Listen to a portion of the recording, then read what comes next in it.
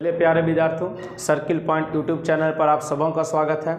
मैं एम चक्रवर्ती आप सभी विद्यार्थियों का ऑब्जेक्टिव जीके जीएस के इस प्रश्न की श्रृंखला में एक बार फिर स्वागत कर रहा हूं और मैं 20 शानदार प्रश्न आपके साथ लेकर आया हूं और आपके आने वाले सभी परीक्षाओं के लिए, ठीक है, आप वनडे एग्जाम कोई भी दे रहे हैं, किसी भी कंपटीशन को दे रहे हैं, आपके लिए वो अच्छा होगा, बेहतर होगा, आप इसे ध्यान दीजिएगा। चलिए मिलते हैं। हम लोग का पहला सवाल आज का है, भारतीय वन प्रबंधन संस्थान कहाँ है? तो भोपाल में। भारतीय वन प्रबंधन संस्थान पूछेगा कहाँ है तो क्या बोलिएगा? भोपाल। राष्ट्रीय जैव विविधता का मुख्यालय किस स्थान पर 2003 में बनाया गया? जैव विविधता का मुख्यालय पूछेगा कहाँ बनाया गया तो चेन्नई। क्या बोलेंगे? चेन्नई। किस नदी को पौम तेल की नदी कहा जाता है? तो नाइजर नदी। किस नदी को पौम तेल की नदी कहा जाता है? तो नाइजर नदी। किस देश को वनों का देश कहा जाता है? कांगो। किस देश को वनों का देश कहेगा? कांगो को। याद रखेंगे, वनों का देश किसे कहिएगा? कांगो को। और पौम तेल की नदी किसे कहिएगा? तो नाइजर नदी को कहेंगे।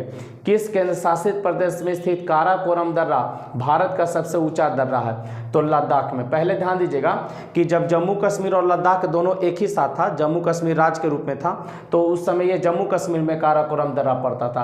अब कहाँ चला गया? लद्दाख में। तो भारत का जो सबसे ऊंचा दर्रा वो कौन होगा? काराकोरम, जो कहाँ है? लद्दाख में। याद रखेंगे, आंसर जम्मू कश्मीर मारेंगे तो अब गलत होगा, क्योंकि लद्दाख और जम्मू कश्मीर दोनों अलग अलग केंद्र शासित प्रदेश बन गया है।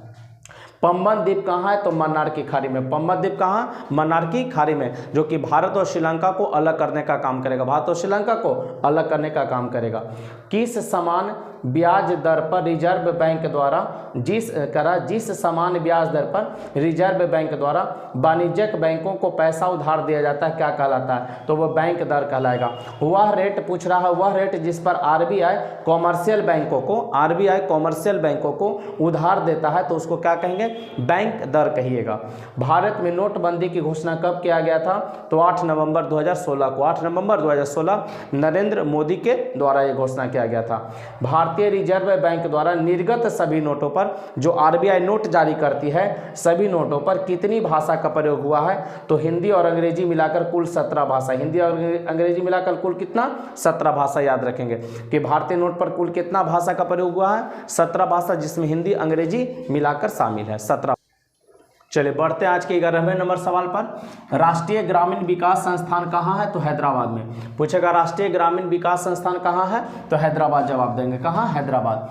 पाई के मान का गणना सबसे पहले कौन किए थे? तो आर्यभट्ट। पाई का मान जो 22/7 होता है, इसका मान का गणना कौन किए थे? आर्यभट्ट जी किए थे। पृथ्वी की सतह से ऊपर या नीचे जाने पर जी के मान पर क्या प्रभाव पड़ेगा? पृथ्वी की सतह से ऊपर जाए या नीचे जाए तो जी का मान क्या होगा? घटता है। जी का मान क्या होगा? स्मॉल जी का मान। कैपिटल जी का मान स्थिर रहेगा। कैपिटल जी का मान पूरे ब्रह्मांड में क्या रहता है? स्थिर रहता है। याद रखेंगे, स्मॉल जी का मान पृथ्वी की सतह से ऊपर जाए या नीचे जाए तो क्या होगा? घटेगा। बिच्छू के डंक में कौन सा अम्ल पाया जाता है? तो मेथेनॉइक अम्ल। बिच्छू के डंक में पूछेगा कौन सा अम्ल पाया जाएगा? तो मेथेनॉइक अम्ल पाया जाएगा। किस धातु को सफेद सोना भी कहते हैं? तो प्लैटिनम।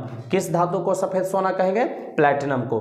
गुण सूत्र का नामकरण किसके द्वारा किया गया था? गुण सूत्र का नामकरण डब्ल्यू वाल्डेयर के द्वारा 1888 में। डब्ल्यू वाल्डेयर 1888 में। रक्त समूह का खोज किसने 1900 ईस्वी में किया था? रक्त समूह का खोज 1900 ईस्वी में किसके द्वारा किया गया था? कार्ल लैंड स्टीनर के द्वारा किया गया था। 17 नंबर तक देखें, 3 हम लोग और प्रश्न देख रहे हैं।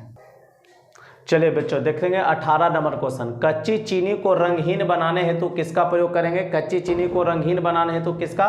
तो एनिमल चारकोल का प्रयोग करते हैं। एनिमल चारकोल का प्रयोग किया जाता है। पीत पीले रंग का क्षारीय द्रव है जिसका पीएच मान कितना होगा? तो 8.2। पीत पीले रंग का क्षारीय द्रव होता है जिसका पीएच मान कितना होगा? 8.2। इंसुलिन का खोज 1921 ईस्वी में किसके द्वारा किया गया था? तो बैटिंग और बेस्ट के द्वारा। इंसुलिन का खोज 1921 में कौन किया? तो बैटिंग और बेस्ट।